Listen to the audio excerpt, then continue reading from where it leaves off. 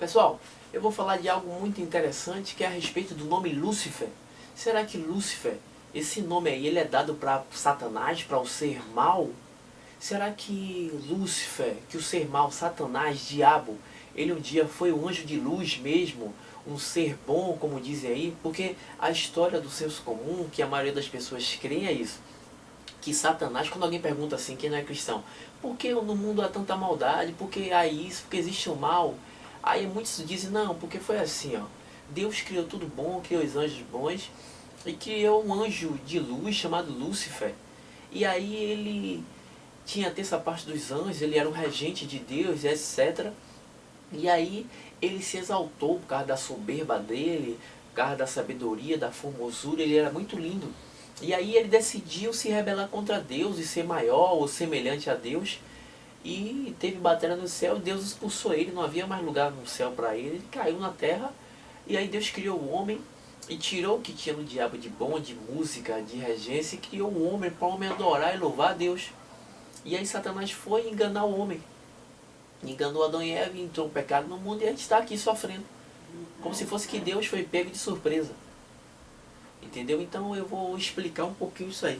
Quero que você comece lendo aqui comigo o texto de Isaías, capítulo de número 14. Os dois textos que se usam para Satanás, para dizer que ele era um anjo de luz, era bom, é o Isaías 14 e Jeremias, no capítulo 28. Então Isaías 14, a partir do versículo 12, diz assim: Como caíste do céu, a estrela da manhã, filho da alva, como foste lançado por terra, tu que debilitavas as nações. Tu dizia no teu coração: Eu subirei ao céu, acima das estrelas de Deus, exaltarei o meu trono, e no monte da congregação me assentarei, nas extremidades do norte. Subirei acima das mais altas nuvens e serei semelhante ao Altíssimo. Contudo serás precipitado para o reino dos mortos, no mais profundo do abismo. Então ele está vendo aí? Satanás ele tentou se rebelar contra Deus, subir aquela coisa. E aí a doutrina deles que eles dizem é que tenta até se igualar com a ciência, é que Deus criou os céus e a terra, Gênesis 1:1, mas o versículo 2 dizia a terra estava sem forma e vazia. Ele fala, isso indica que tinha alguma coisa, aconteceu alguma coisa lá para estar sem forma e vazia. E em Isaías 45:18, se não me falha a memória, é 48:18, ele fala aqui, ó, que 45:18, que Deus não criou a terra para ser vazia, para ser um caos como estava. Então por que isso? Porque, como diz Isaías, segundo o pessoal, no senso comum, Isaías 14, o diabo tentou se rebelar, e aí quando ele subiu, porque ele estava na terra, né? E se ele disse subirei, isso indica que estava na terra, e tentou se rebelar contra Deus, e aí Deus mandou o anjo arcanjo Miguel. Eles usam isso, essa frase, segundo Apocalipse capítulo 12, a partir do versículo 7, que fala aqui: houve peleja no céu, Miguel e seus anjos pelejaram contra o dragão. Também pelejaram o dragão e seus anjos. Todavia não prevaleceram, nem mais se achou no céu o lugar deles. E foi expulso o dragão, o grande dragão, a antiga serpente que se chama Diabo e Satanás. Então eles usam esse texto. Aí eles vão lá para Lucas, no capítulo 10, a partir do versículo 17 e 18, que Jesus fala: Eu via Satanás caindo do céu como relâmpago. Né? O versículo 18 diz isso. Então eles usam todo esse texto isolado, e aí ele fala, tá vendo aqui, Jesus, o diabo caiu no céu com essa peleja que ele tentou se rebelar. E aí ele tenta até enquadrar com a ciência, tem gente que tenta, dizendo, por isso que existe o Big Bang, a grande explosão, existiu, mas foi Satanás, foi a obra, projeto de Deus, etc. Mas eu vou mostrar que tudo isso aí está errado. Primeiramente, esse texto de Apocalipse capítulo 12, versículo 9, ele ainda vai acontecer, não é algo que aconteceu, que antes de haver humanidade e pessoas, houve a peleja no céu, não. Houve peleja no céu, o dragão, né, foi expulso, a antiga serpente, que se chama diabo, seditor de todo mundo. Sim, aqui já disse que ele foi diabo, que ele não era um anjo de luz, não diz isso. Mas que foi expulso já o diabo, a antiga serpente, seditor de todo mundo, foi atirado para a terra, e com ele os seus anjos. Então vinha uma grande voz do céu proclamando, agora veio a salvação. Então quer dizer que naquele tempo, antes que houvesse mundo, que o Batalha do Céu ele foi lançado por terra, e aí já tinha um pessoal dizendo, proclamando, agora veio a salvação? Ou se disse que não tinha gente ainda? Que Deus criou o ser humano por causa disso? Para poder louvar a ele, porque o Satanás se rebelou. Então Deus então não ia criar os homens? Ah, então o versículo aqui já mudou, agora esse versículo já fala do tempo de agora? Esse texto não tem nada a ver. Beleza. O Lucas, no capítulo 10, versículo 18, que eles usam para dizer, Jesus dizendo aqui, eu via Satanás caindo do céu, tá vendo? Não tem lógica, porque se você ler a partir do capítulo 18, versículo 1 ali, você vê, até no título, ele fala sobre a missão dos 70. Jesus mandou 70 pessoas, discípulos, e expulsarem demônio. Designou eles, entendeu? Para uma missão. E aí, no versículo, a partir do 17 do capítulo 10 de Lucas, eles regressaram, voltaram 70, possuídos de alegria, dizendo, Senhor, os demônios nos submetem pelo teu nome. E Jesus disse-lhe, eu via Satanás cair do céu como relâmpago.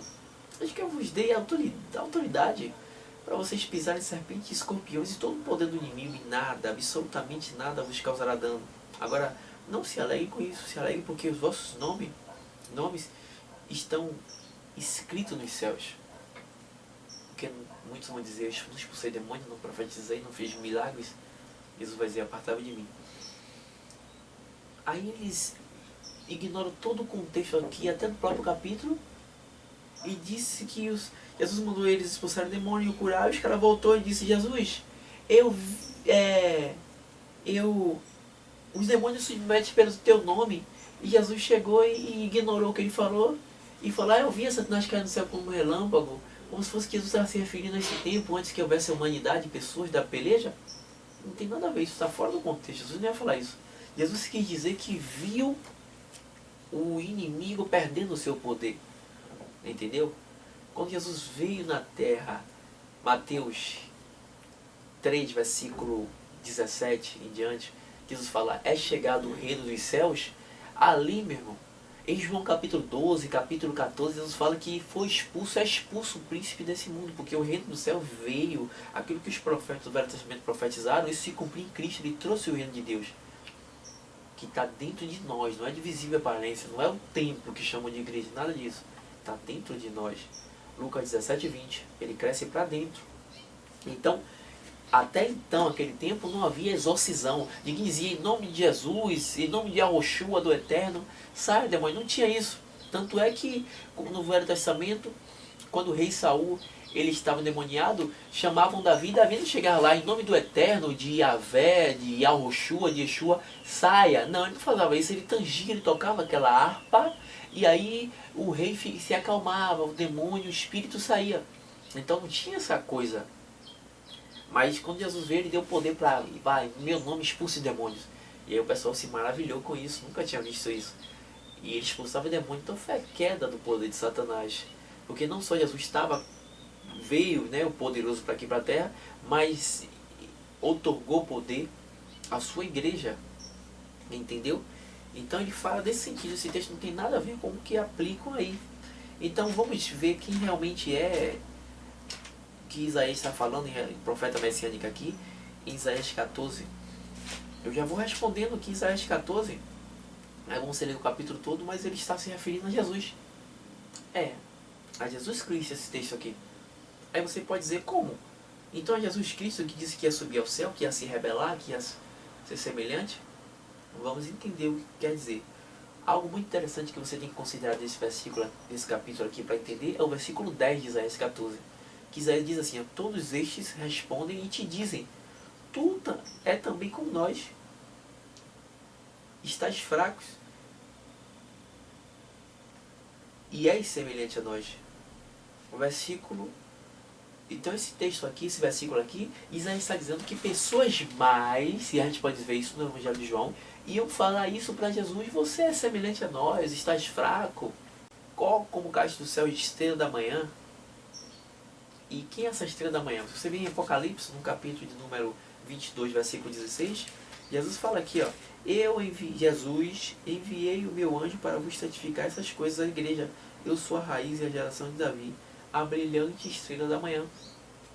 Que na Bíblia Vulgata Latina, Vulgata significa uma palavra chamada vulgar, que foi uma Bíblia que o São Jerônimo aí no século IV, se não me falar a memória, ele traduziu para poder todo mundo entender. naquela época, entendeu? E aí é chamado de Vulgata Latina. E quando ele traduziu, ele colocou a palavra Lúcifer, que não está nem no porto nessas bíblias em português. Não sei em alguma bíblia nova agora. Mas a gente não vê, a gente vê Estrela da Manhã. Mas aqui na Vulgata Latina está escrito Lúcifer, da onde essa Estrela da Manhã, o original aqui no hebraico é o portador da luz. Entendeu? Então o Jerônimo ele botou Luxteron, né? Lúcifer.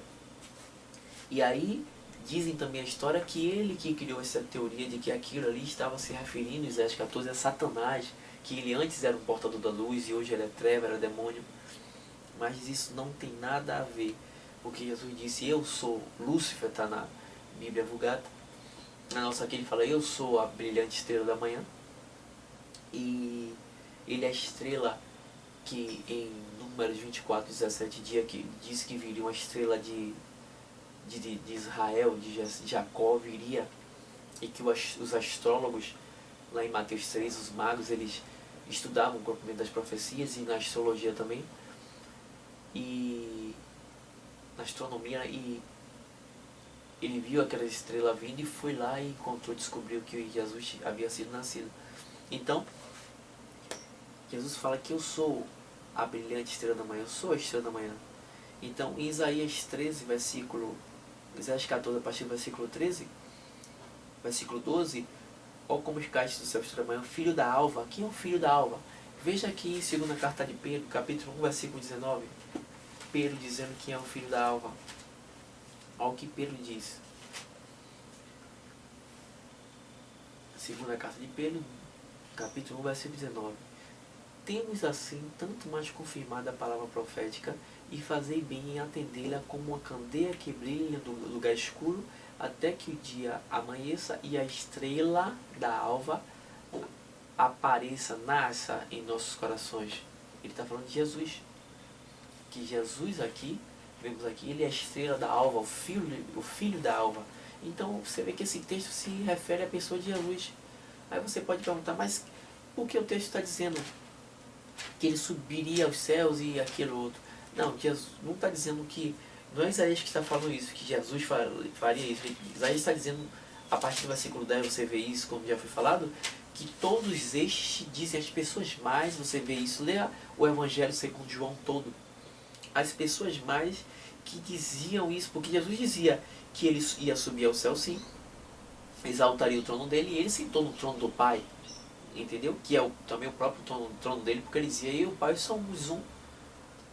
Todas as coisas do Pai são minhas, todas as minhas coisas é dele. Quem vem a mim vê o Pai. E o pessoal dizia, blasfêmia, basta, minha João.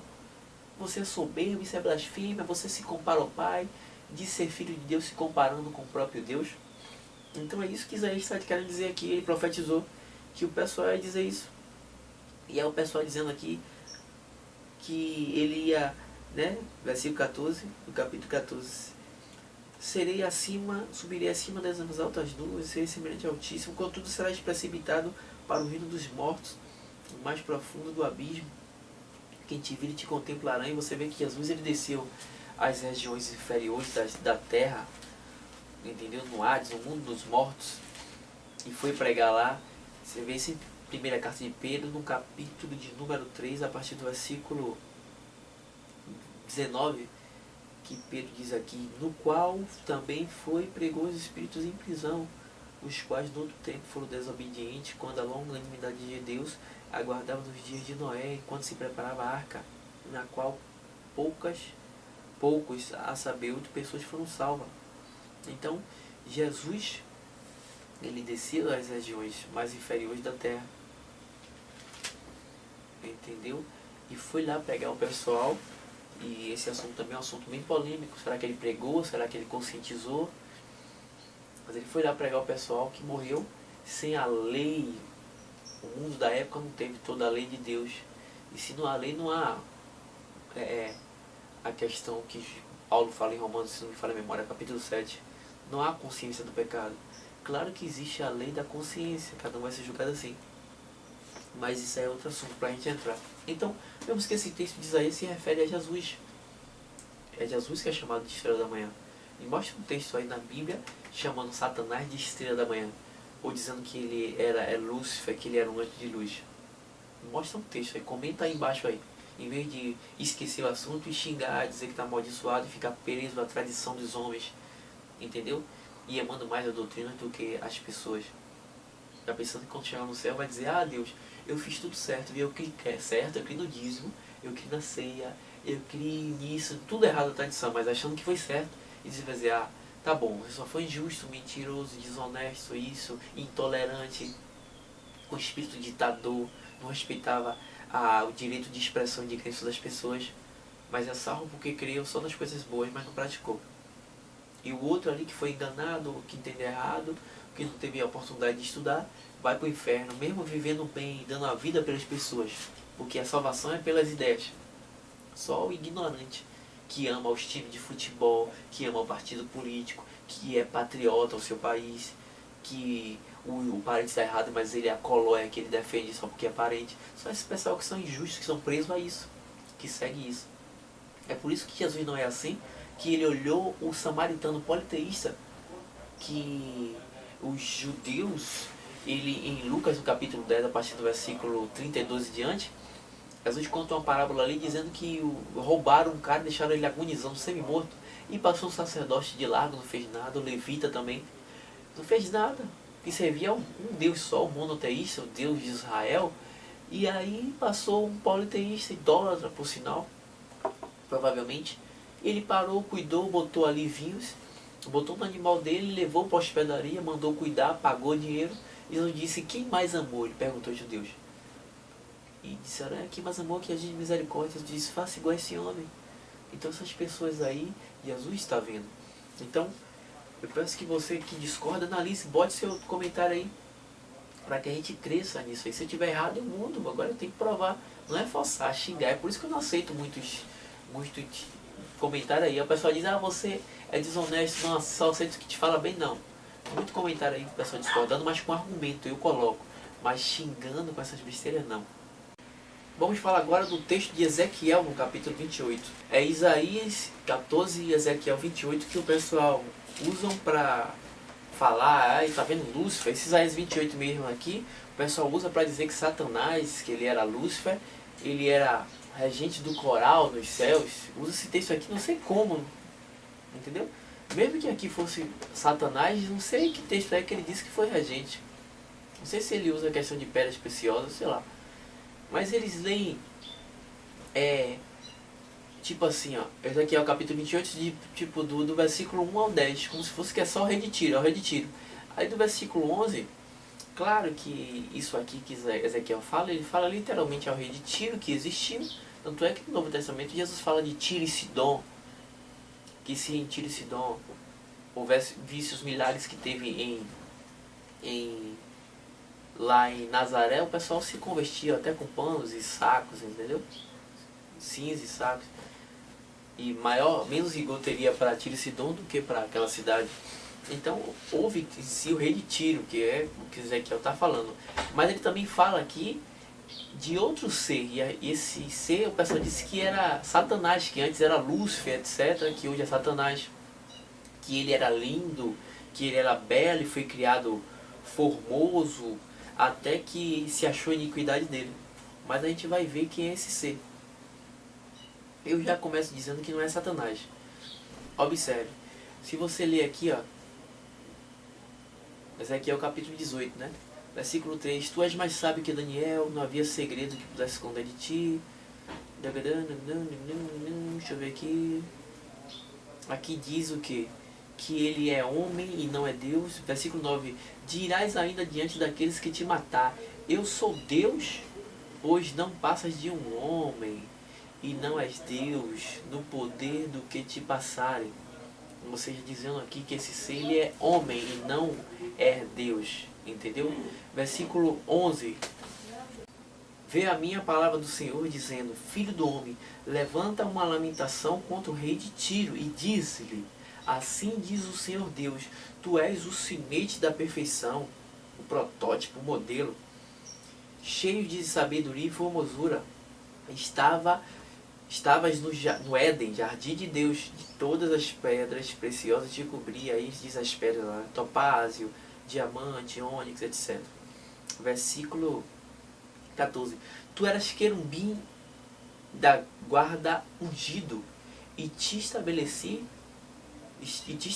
permanecias no monte santo de Deus, no brilho das pedras andavam. Perfeito eras nos teus caminhos, desde o dia em que foste criado, até que se achou iniquidade em ti, na multiplicação do seu comércio, etc. Então, na multiplicação do seu comércio, está falando aqui do mesmo ser. Se encheu o teu inferior, teu interior de violência e pecaste, pelo que te lancei profano fora do monte de Deus, o monte do santo, o monte do Éden, te fiz perecer, ó querubim da guarda, em meio ao brilho das pedras. Elevou-se o teu coração por causa da sua formosura, corrompestes a tua sabedoria por causa dos teus resplendor, lanceste por terra diante dos reis, te pus para te contemplarem. Então você vê que no versículo 9 diz que tu és homem, não Deus, ele se achava Deus, ele era homem. Satanás não é homem, é um espírito. Outra coisa, ele foi lançado aqui fora do monte do Senhor, e ele foi lançado no meio dos reis. Você pode ver aqui o versículo 18, né, na multidão das pela multidão das tuas iniquidades, pela injustiça do teu comércio, profanaste os teus santuários. Eu pus sair do meio de ti fogo e consumi. Todos os que te conhecem entre os povos estão espantados de ti. Vens a ser objeto de espanto e jamais subsistirá.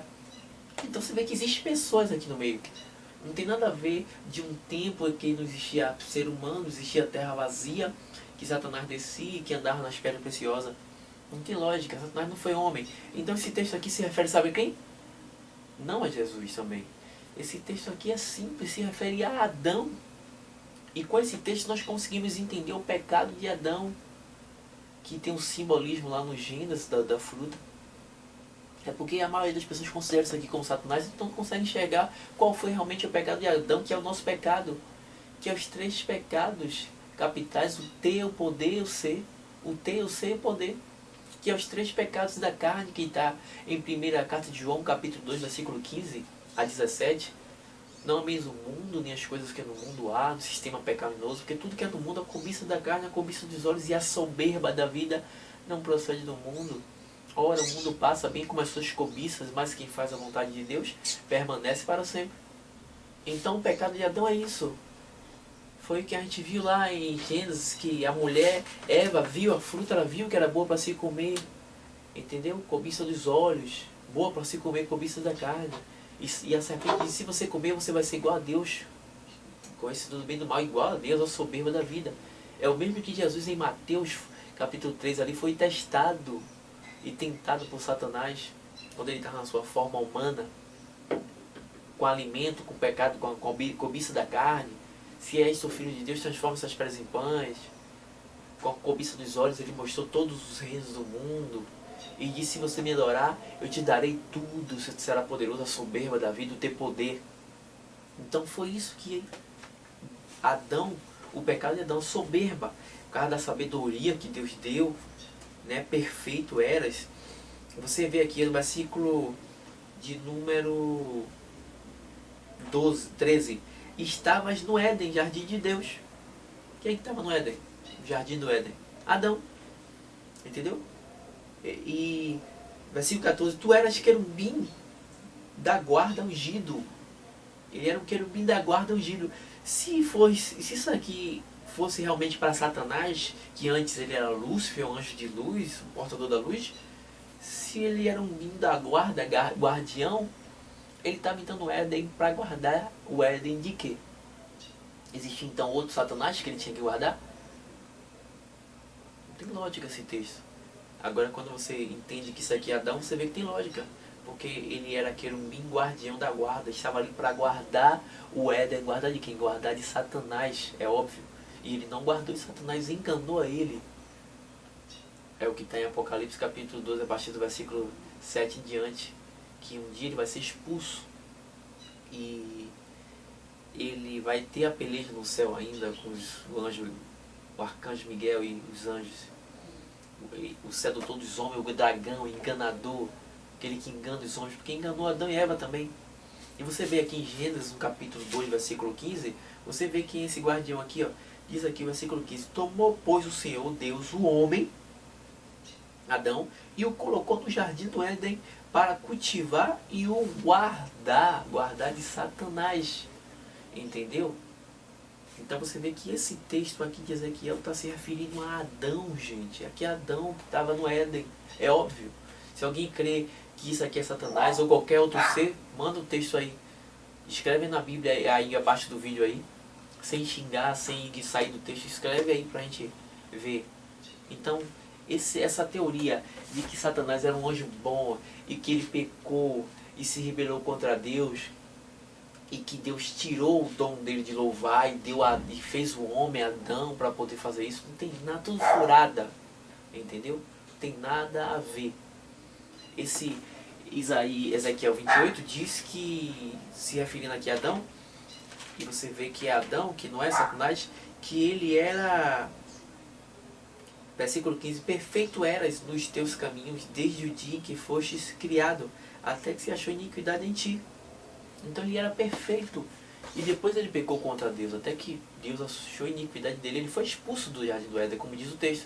Só que Satanás, não vemos isso.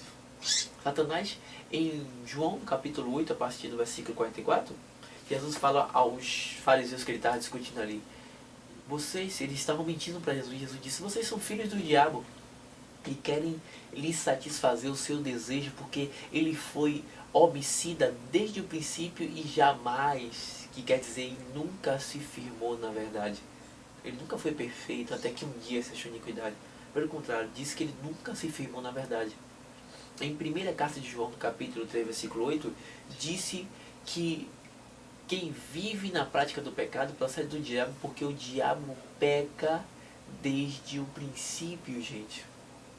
A gente não ouve dizer que um dia foi bom. Eu não estou dizendo que não era em si, mas não houve. Há mais entre o céu e a terra, e entre o céu e o inferno, e entre Deus e o diabo, do que a nossa vã consciência e ideologia teológica possa imaginar. A Bíblia fala muito pouco sobre isso. Que ele enganou até essa parte dos anjos, das estrelas dos céus, conta em Apocalipse. Isso sim, existem anjos mesmo, guardados em prisões eternas. Mas em relação a Satanás, que ele um dia foi bom, foi anjo de luz, não. Que a Bíblia fala, Paulo disse que ele tem o poder de se transformar em anjo de luz. Então Jesus é o que é o Lúcifer, segundo a tradição de Jerônimo. Ele é o que é o portador da luz. Ele fala em João 8,12, eu sou a luz do mundo. Ele fala em Apocalipse 22,16, eu sou a brilhante estrela da manhã. Eu sou o portador da luz, o Lúcifer, o Luxter, o portador da luz. Pedro fala em segunda carta de Pedro 1,19 que Jesus é a estrela da alva, e não que está em Isaías 14, versículo do 12 em diante, que estrela da manhã, filho da alva, não que isso é Satanás, isso se refere a Jesus. E Ezequiel 28 é Adão. Leia o texto todo aí, compare com o que estou falando, está se referindo a Adão. Então você pode perguntar, então o que é que você está dizendo, Gerson? É que Deus então criou Satanás mal? Que ele nunca foi bom? Então Deus que criou isso? Existem várias interpretações em relação a isso. Existem doutrinas para fundamentar isso. Existe gente que criou diferente. Entendeu? Em Isaías capítulo 45, versículo 7, Deus fala assim, eu crio a luz, crio as trevas, crio o mal. Eu criei o mal. Eu faço todas as coisas.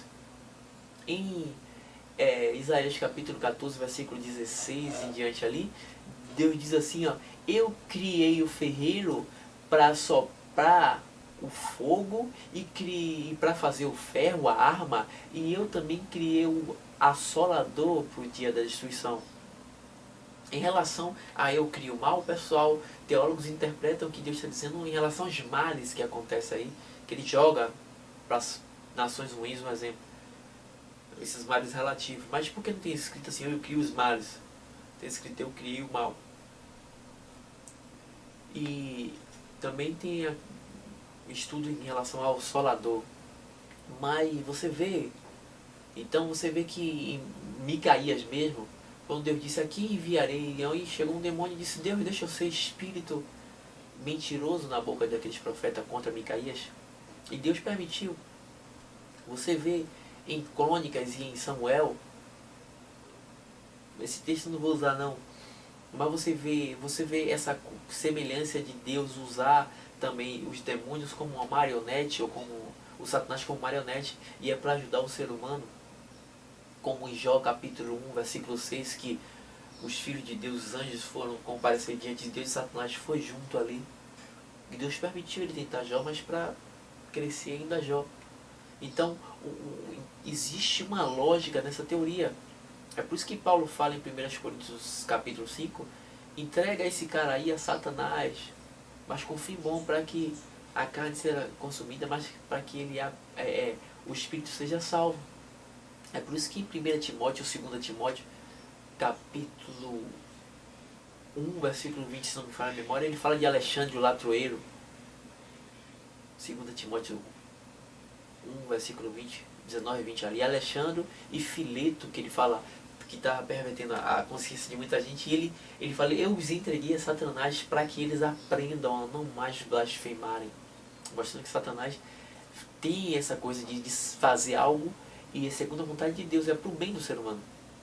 Então existe sim uma coerência nessa teoria de que Deus poderia ter criado Satanás mal para algum propósito dele mesmo, que um dia ele vai revelar e todo joelho vai se dobrar diante de Deus, vai reconhecer que ele é assim. Até os anjos que se rebelaram e que foram atrás de Satanás, até os homens também que se rebelaram contra Deus e vão atrás de Satanás, adorando a Baal, seguindo a avareza, a maldade, a injustiça, a mentira, o engano, a prostituição. Então há uma coerência nisso aí. Uma coisa eu sei. Você pode perguntar aí, qual é a sua crença, já se você crê nisso?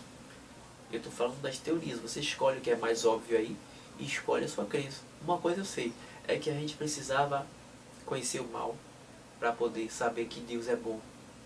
Assim como você precisava conhecer o salgado para chupar um fruto e falar ela é doce. Assim como você precisava conhecer as trevas, a escuridão, para dizer, aqui está claro, porque se fosse tudo luz, você não ia conhecer a luz. Você precisa conhecer a escuridão para saber o que é claridade e dar valor à claridade. Você precisa conhecer o que é o sofrimento para saber o que é abundância, o que é alegria, o que é paz. A gente precisa do outro lado oposto. E isso é um grande mistério. Mas vai aí, simples, qualquer coisa, mais informações. Aí tem gente que diz assim, mas e por que a Bíblia diz que Deus vai julgar Satanás e vai punir ele, vai destruir? Existem essas teorias, esses debates, eles não se fecham, porque a Bíblia não dá muito argumento para isso. Mas que Satanás foi um anjo de luz, foi bom, a Bíblia não diz isso. Em Isaías 14 se refere a Jesus, e em Ezequiel 28 também não se refere a Satanás, se refere a Adão. Então, sabemos muito pouco desse ser. O que vemos aí é que ele foi mau, que a Bíblia até então tem dizendo aí, só veio dizer que ele é mau, nem que ele foi um anjo. Eles enganam os anjos, mas que ele é um anjo, alguma coisa assim, não tem a ver. Então, existem alguns pensamentos sobre esse assunto, porque as escrituras, a Bíblia em si, ela não fala muito não traz um conhecimento exato sobre esse assunto. Sobre a questão de céu, sobre inferno, como será mesmo o julgamento, qual tipo de pessoas e atitude de pessoas que vão ser condenadas. Essas coisas cabem mais a Deus, ele que vai julgar, ele sabe julgar de maneira precisa.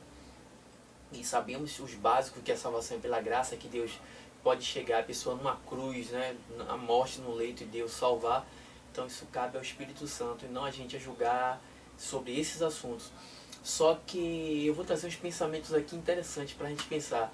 Quando Deus ele criou a humanidade, ele criou os anjos, criou o ser humano, então Deus ele não criou escravos. E Deus não pode criar escravo. Por que Deus não pode criar escravo? Porque existem alguns princípios. Só escraviza alguém quem é escravo de alguma coisa. Vou repetir essa frase para dar ênfase. Só escraviza quem é escravo. Se alguém, por exemplo, pega pessoas e escraviza algumas pessoas para trabalhar na fazenda dele, um trabalho escravo, escraviza ele lá. Por que ele faz isso? Porque ele é escravo do dinheiro. Entendeu? Ninguém escraviza alguém em vão. Deus não é escravo, Deus é um ser livre. Então ele não pôde, jamais tinha motivo para criar pessoas escravas. Entendeu? Então ele criou os seres livres. E Deus criou os seres para poder amar a Ele de todo o coração, de toda a vontade. E o amor não pode ser forçado, ele deve ser escolhido. Entendeu? E eu acho que o filme de Jim Carrey, se é a palavra correta, o Todo-Poderoso, eu acho que tem um pouquinho desse princípio aí. Ele não pode forçar, ele sendo Deus não pode forçar a pessoa a amar ele, porque o amor deve ser escolhido. Então, se o amor não pode ser forçado, e Deus criou o ser humano para amar ele acima de todas as coisas, e o segundo mandamento é amar o próximo como a ti mesmo. Então, o amor não pode ser forçado, deve ser escolhido. Então, Deus criou o quê? O que mais chama de livre-arbítrio. Que, se alguém não concorda muito com essa palavra livre-arbítrio, nós podemos dizer o quê? Que Deus deu as duas escolhas. A escolha voluntária, que é o verdadeiro amor, de adorar Ele, de servir a Ele, e a escolha de não fazer isso. Ele deu isso aos anjos, Ele deu isso ao ser humano. Só que Deus, vamos falar sobre o jardim do Éden. Deus colocou Adão e Eva no jardim que havia no meio do Éden, e Ele colocou ali aquele simbolismo do fruto. Ali é um símbolo, eu não creio que é literal. Assim como no Apocalipse, o fruto da vida que nós vamos comer e nunca vamos morrer, sabemos que o fruto da vida é o próprio Deus. Jesus fala, eu sou, quem está em mim tem a vida eterna, eu sou a verdadeira comida. A minha carne, minha verdadeira comida, meu sangue, verdadeira bebida. Entendeu? Quem comer dessa carne e beber desse sangue, já passou para a morte, da morte para a vida e tem a vida eterna. Então, aquilo do Apocalipse é um símbolo, quase tudo em Apocalipse não se entende como se lê. E o mesmo fruto que está no Gênesis também é um símbolo, o fruto da árvore da vida, o fruto da árvore do conhecimento do bem e do mal. Mas por que Deus colocou essa oportunidade para Adão e Eva pecar? Deus sabia que ia pecar? Creio que sim. Eu creio que Deus usou a onisciência dele. Isso é interessante, usou a onisciência dele, porque nós precisamos entender que Deus, ele não sabe tudo que vai acontecer, o que ele mesmo vai fazer, porque a onisciência dele de maneira desregrada. Ele não tem controle sobre a onisciência dele, não. Ele sabe as coisas porque ele quer saber. Agora tem coisas na Bíblia que Deus não quer saber. Por isso que vemos em Sofonias, em vários textos da Bíblia aí, que eu posso te mandar depois, eu vou botar abaixo do vídeo. Deus dizendo assim, ó, assim como eu pensei, sucederá. Deus pensa. Antes eu faço assim, eu faço assado. Deus não é escravo da onisciência dele. Outra coisa, tem um texto que Deus fala, eu acho que é em Jeremias ou Ezequiel, que Deus fala, olha, eu fiz isso com Israel, eu fiz isso de bom, restaurei ele, fiz isso e aquilo outro, e eu pensei que com isso eles iam se converter dos maus caminhos dele, das atitudes ruins, mas eles fizeram ainda o de pior. Então, entre aspas, vemos Deus decepcionado. Isso quer dizer que Deus não é onisciente? Não. Isso quer dizer que Deus usa a onisciência dele a hora que ele quer. Se ele não quiser usar lá na frente, ele deixa a coisa acontecer. Se eu colocar um DVD para assistir, eu tenho o poder ali do controle de colocar no final e saber o final. Mas eu coloco se eu quiser. Deus também pode fazer isso. E o exemplo maior disso é que Deus veio na pessoa de Jesus, veio aqui e se esvaziou do seu poder, como está em Filipenses capítulo 2, a partir do versículo 6, que Jesus, subsistindo em forma de Deus, ele não julgou como usurpação ser igual a Deus, e assim mesmo se esvaziou e assumiu a forma de servo, tornando em semelhança de homem. É por isso que a mulher tocou nele em Marcos, ele perguntou, quem me tocou? E Pedro disse, Jesus, todo mundo te toca, a multidão te espreme se eu pergunto uma coisa dessa. Ele fala, não, eu estou perguntando quem me tocou porque alguém me tocou diferente, ou seja, de mim saiu poder, e diz a Bíblia que ele olhava atentamente para saber quem foi que tocou. Ele perguntou ao pai, pai, por que me desamparaste? Então ele não tinha onisciência, onipotência, onipresença. Ele era um profeta, Deus revelava, Deus deu o espírito de sabedoria, espírito de inteligência que está em Hebreus. Mas ele esvaziou do seu poder como Deus. Então Deus, ele usa a onisciência dele a hora que ele quer, ele tem poder sobre o seu próprio poder. Ele é muito poderoso. Deus é acima até do próprio poder da onisciência dele. Mas o que eu quero falar é que Deus, ele sabia que Adão e Eva ia pecar? Provavelmente sabia. Se ele não quiser saber, normal, mas ele sabia. Mas por que ele colocou ali esse simbolismo? Porque havia um fruto do conhecimento do bem e do mal, e Deus colocou uma ordem. Deus disse assim, olha, coma de todas as frutas do campo, de todos os frutos, só não coma daquele fruto, entre aspas. Isso é um teste de fidelidade. Eu quero saber se você vai ser fiel a mim. Por que Deus colocou isso? Porque Deus poderia não colocar e Adão não ter a opção de pecar. E ser sempre livre. Ou seja, entre aspas, ser sempre, nunca está sujeito ao pecado. E está normal e a gente está bem. Mas por que Deus colocou isso? Sabe por quê, pessoal? Se Deus não colocasse a opção de Adão pecar, ou seja, de Adão escolher não querer servir a Deus, ou seja, escolher não obedecer a Deus, Adão estaria escravizado à liberdade. Entendeu? Porque Deus criou os homens para serem livres, só que até para o homem ser livre, ele tem que escolher ser livre.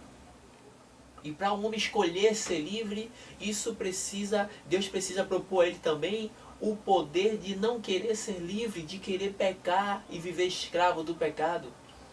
Deus criou o homem para ser livre, para obedecer a ele. Mas se ele criou o homem mesmo para ser livre, para amar a ele, e o amor não pode ser forçado e sim escolhido, então ele teria que colocar também a opção de Adão não querer fazer isso. E se Adão negasse essa opção de não querer obedecer a Deus, de pecar contra Deus, aí sim Adão estava querendo e usando sua decisão de escolha para poder ser livre e usando isso também para poder amar a Deus. Aí Deus diz, isso é amor. Assim como nós nascemos com a natureza pecaminosa, somos sujeitos ao pecado, o pecado nos atrai a todo tempo, assim como o queijo atrai o rato. Só que quando nós negamos, esmurramos o nosso próprio corpo, como diz o apóstolo Paulo, quando nós nos conduzimos à escravidão dessa matéria que nos conduz, que nos hipnotiza muitas vezes, que nos fascina as coisas do pecado, que se atrai a essas coisas das fascinações do mundo do pecado, quando a gente nega isso para servir a Deus, Deus fala, esse realmente quer me servir, esse realmente me ama, porque ele tem a opção de não me amar, mas ele nega até o fim. E são esses que serão o povo escolhido de Deus, os salvos. Claro que a salvação é pela graça, e Deus conhece os dele. Mas é isso que Deus teria que propor no Éden, entendeu? E aí Deus colocou isso, a possibilidade de Adão pecar. E ele quis pecar. Então hoje nós temos a mesma coisa. Em Romanos, o apóstolo Paulo fala que nós pecamos à semelhança de Adão. E o pecado de Adão eu já falei realmente o que está em Ezequiel 28. A questão da soberba. E nossos 3 pecados capitais do ser humano é o ter, o ser e o poder. Todo mundo quer ter, todo mundo quer ser alguma coisa. E o poder é o que foi tentado Adão e Eva. E eu acho que eu comentei sobre isso aí. Tem um vídeo comentando sobre isso aí. Em Gênesis, no fruto que era... Eva viu que era boa para se comer, ela viu, cobiça dos olhos, que era boa para se comer, cobiça da carne. E Satanás disse, se você comer, você vai ser igual a Deus. Conhecedor do bem e do mal, a soberba da vida, essa questão de ser igual a Deus. O mesmo aconteceu na tentação de Cristo, de Jesus, em Mateus capítulo 4. Satanás mostrou todos os reinos do mundo. Primeiro Satanás disse, se tu és o filho de Deus, transforma essa pedra em pão. Cobiça da carne. Mostrou depois os reinos do mundo, cobiça dos olhos, e disse, se você prostrado me adorar, eu te darei todo esse reino. A soberba da vida, o poder, o ter. É o que João fala em primeira carta dele, capítulo 2, primeira carta de João, capítulo 2, versículo do 15 ao 17. Não ameis o mundo, nem as coisas que no mundo há, porque quem amar o mundo, o amor do Pai não está nele, porque tudo que há no mundo, aí ele fala das 3 cobiças, a cobiça da carne, as cobiças dos olhos e a soberba, a exaltação da vida, não procede do Pai, mas do mundo. Ora, o mundo passa bem como as suas cobiças, mas aquele que faz a vontade de Deus permanece para sempre.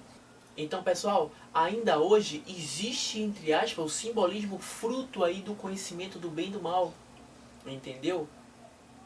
Existe ainda o pecado, como eu falei, que Paulo disse que nós pecamos à semelhança de Adão.